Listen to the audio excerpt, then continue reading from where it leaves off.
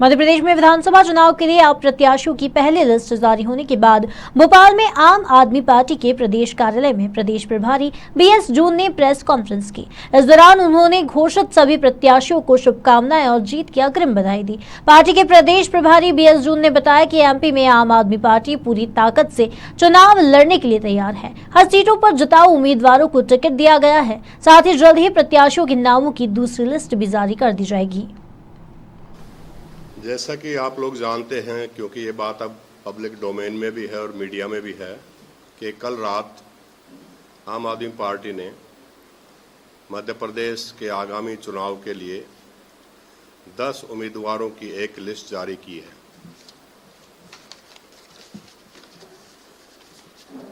ये उम्मीदवार पूरी ट्रांसपेरेंसी के साथ उनका छवि देखते हुए, उनका प्रभाव देखते हुए और उनकी विनेबिलिटी देखते हुए पार्टी की जो हाईएस्ट बॉडी है पीएसी, उन्होंने डिस्कस करके इन उम्मीदवारों की घोषणा की है।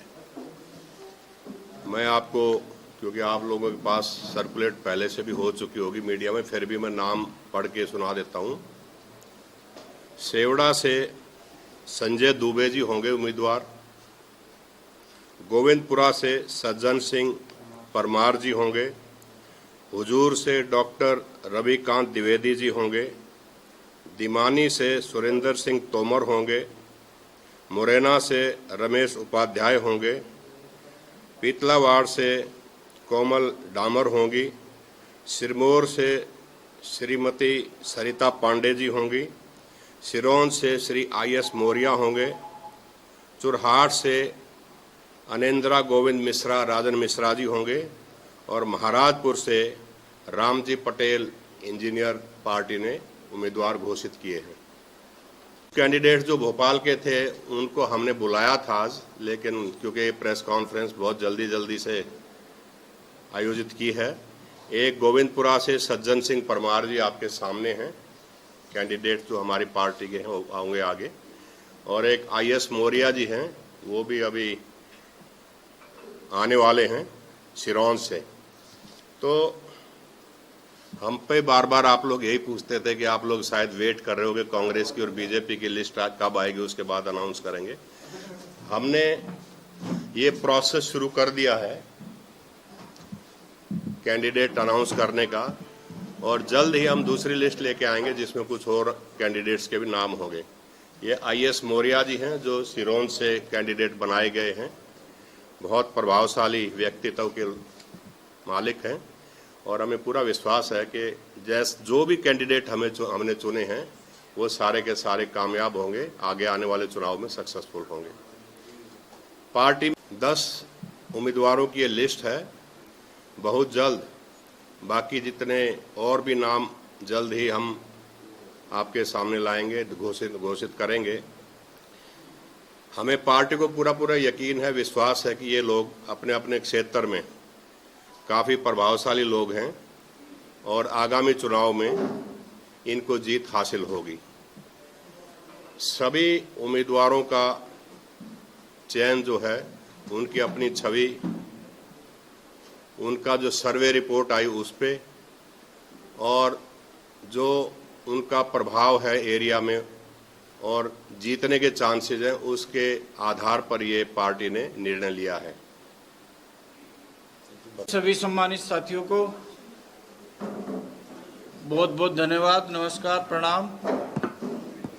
मेरा नाम आईएस मौर्य है और मैं बहुजन समाज पार्टी का मध्य प्रदेश में 2 बार प्रदेश का अध्यक्ष रहा हूँ। बहुजन समाज पार्टी से 2 बार चुनाव लड़ा हूँ और बहुजन समाज पार्टी में नौकरी के बाद शामिल होने के बाद 10 साल तक किसी भी राजनीतिक पार्टी में, खासतौर पे भारतीय जनता पार्टी और कांग्रेस के बराबर प्रस्ताव होने के बावजूद मेरे दूसरे जो साथी बहुजन समाज पार्टी के थे वो बीजेपी और कांग्रेस में गए, लेकिन मैं विचारधारा का पक्का कैडर हूँ माननीय कांसीराम जी का, तो मैंने फिर बीजेपी कांग्रेस को ज्वाइन नहीं किया।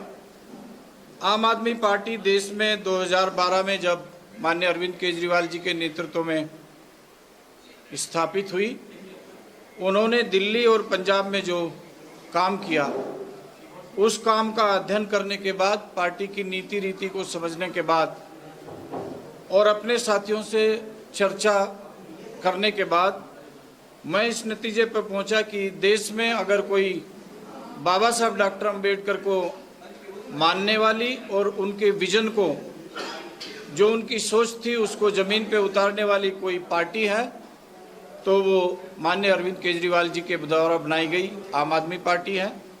मैं आम आदमी पार्टी की नीतियों से, कार्यक्रमों से, उनकी सरकारों ने जो दिल्ली और पंजाब में काम किए, खास तौर पे दलित, वंचित, पिछड़े समाज के लोगों के लिए, उससे बहुत प्रभावित हुआ और 4 मार्च को पार्टी में माननीय हमारे राज्यसभा के सांसद हैं, हमारे संगठन के राष्ट्रीय संगठन महामंत्री हैं, माननीय पाठक जी के नेतृत्व में इधर शामिल हुआ।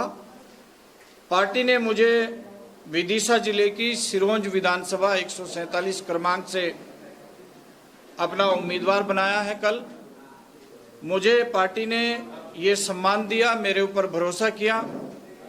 उस भरोसे के लिए, इस सम्मान के लिए और ये जिम्मेदारी देने के लिए मैं अपनी पार्टी के राष्ट्रीय संयोजक, अपने नेता माननीय अरविंद केजरीवाल जी का, डॉक्टर संदीप पाठक जी का, अपने प्रदेश के प्रभारी माननीय जून साहब का और अपनी प्रदेश की अध्यक्ष बहन रानी अग्रवाल जी का और तमाम उन सारे कार्यकर्ताओं, पदाधिकारियों का जिन्होंने मेरे ऊपर भरोसा किया और सिरोंज से मुझे ये जिम्मेदारी दी, उनका धन्यवाद और आभार व्यक्त करता हूँ।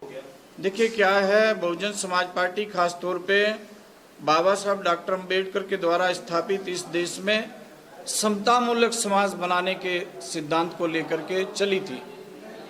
जब तक माननीय कांशीराम जी जीवित रहे, उन सिद्धांतों पे ना केवल बसपा ने काम किया बल्कि अडिग रही और देश में दिन दुनी रात चौगुनी स्पीड से बढ़ी। लेकिन जैसे ही माननीय कांशीराम जी का देहांत हुआ, पार्टी ने अपनी विचारधारा को छोड़ा। हम जब बहुजन समाज पार्टी में शामिल हुए थे तो 25 साल के नौजवान थे, सरकार में अधिकारी थे, उस विचारधारा से प्रभावित होकर के शामिल हुए थे उस मिशन में। जब वो पार्टी विचारधारा से हट गई, विचारधारा को छोड़ दिया, तो फिर हम भी उस पार्टी से अलग हुए और विचारधारा छोड़ देने के कारण जिस पार्टी की उत्तर प्रदेश जैसे सूबे में 4-4 बार सरकार रही हो, उस पार्टी का पतन आपके सामने है। इसलिए मुझे आम आदमी पार्टी की विचारधारा ठीक लगी, बाबा साहब डॉक्टर अंबेडकर की सोच के बहुत करीब लगी, इसलिए मैंने आम आदमी पार्टी को ज्वाइन किया।